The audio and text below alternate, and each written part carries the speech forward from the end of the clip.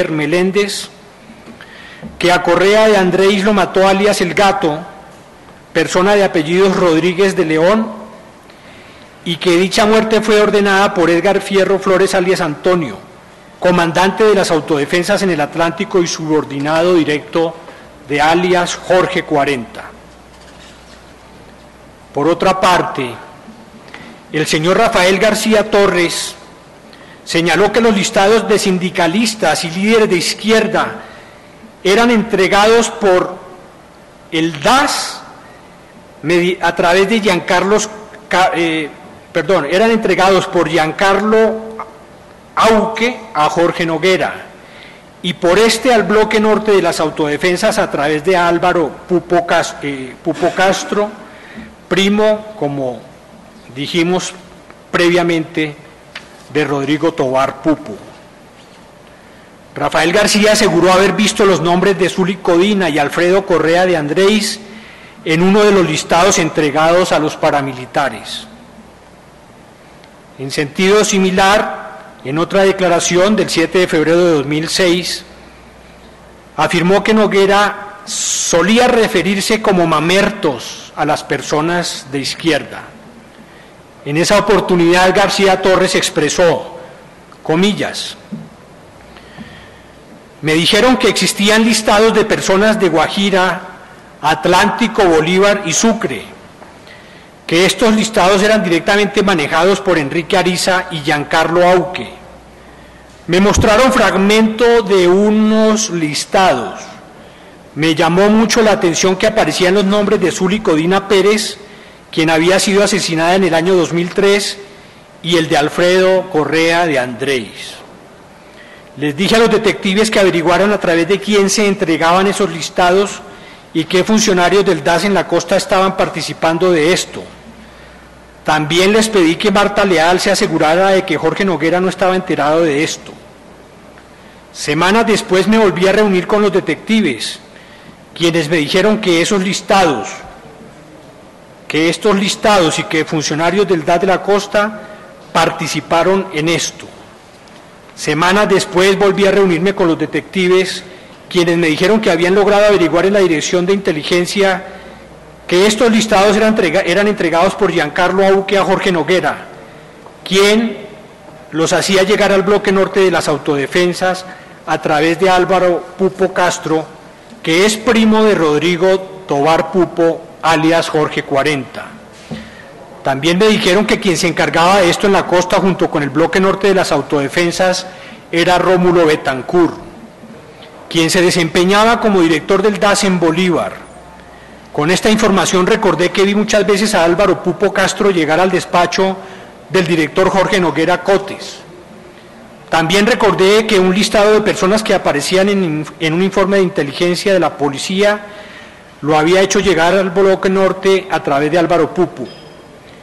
En este momento sentí mucho temor por mi vida y por la seguridad de mi familia, y conocí de estas listas a comienzos del 2004, cuando el profesor Correa de Andrés aún estaba vivo.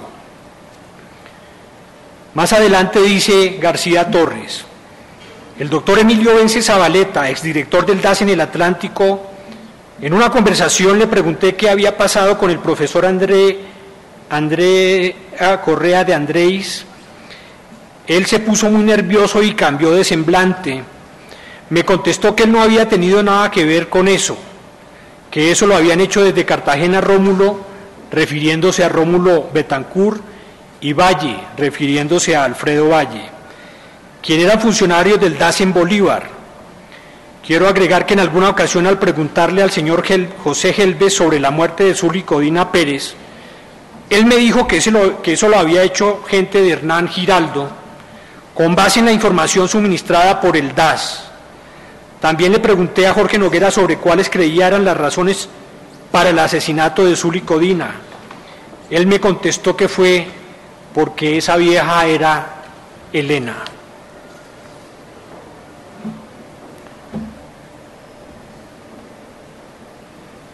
Consideramos que todo lo anterior, incluidas las consideraciones expuestas a propósito del delito de concierto para delinquir agravado,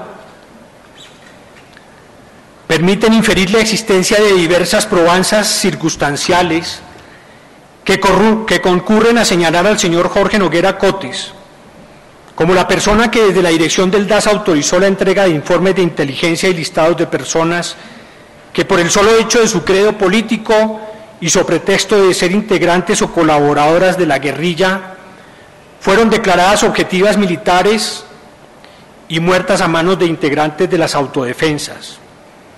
Y recordemos en este punto cómo Mancuso señaló el grado de credibilidad que le ameritaban los informes procedentes del DAS. En relación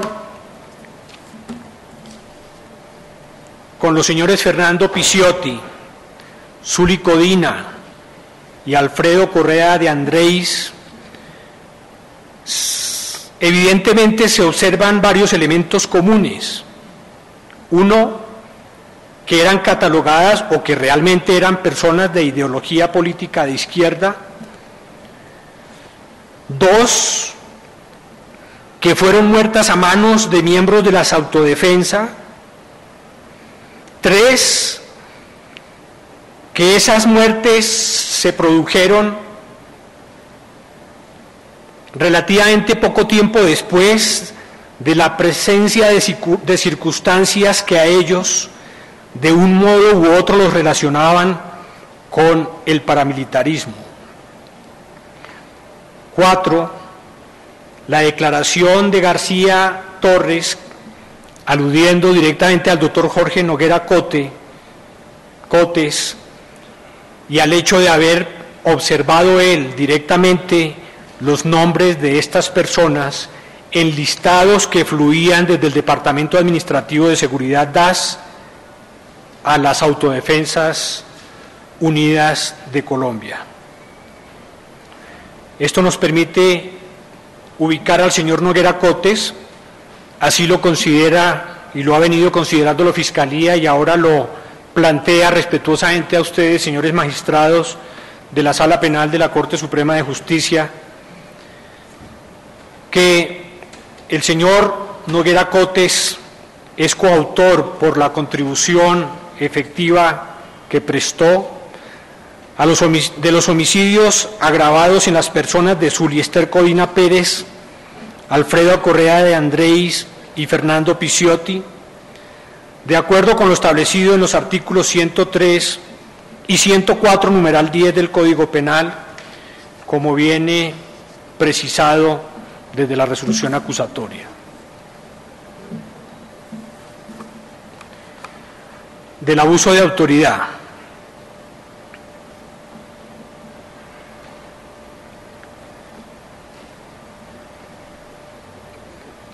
Como los señores magistrados habrán tenido la oportunidad de verificarlo y podrán hacerlo para efectos de la sentencia que esta honorable corporación se aproxima a emitir,